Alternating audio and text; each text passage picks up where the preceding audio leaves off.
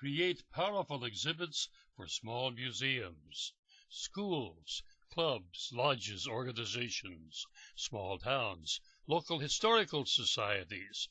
You won't compete with the big museums. Your displays may be more effective than the giant institutions, large, bold, brief captions, and readable at a glance. A former local museum graciously donated this fine frame of whale species photos.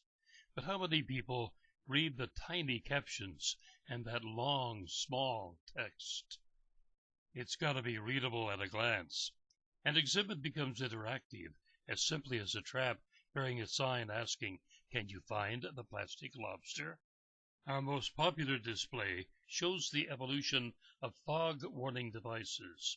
4 push buttons actuate short sounds found on the internet.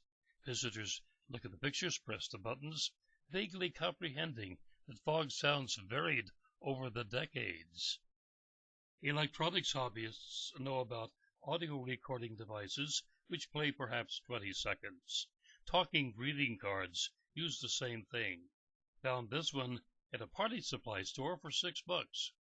Kids, often bored by static museums, love the push buttons, and happy kids make satisfied parents. Housed in a homemade shadow box with a plexiglass frame, our museum proudly shares this document from the past. The word logbook, the date 1899, draws attention. All remember seeing a book over a century old. Some will read the smaller text about sailing to rescue a schooner. A few will read the actual details. Everyone absorbs some information. Though not an informational exhibit, this photo opportunity is very popular. Hokey, perhaps, but tourists love it. My wife suggested this, which I sawed from a sheet of hardboard, then painted.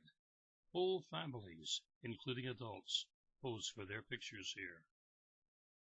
Museums display history, but avoid that word. Turns too many people off. Many museum objects cannot be touched, such as the Hope Diamond. You can touch the screwdriver.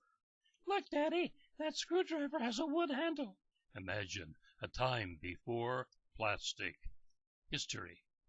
Old photos to exhibit?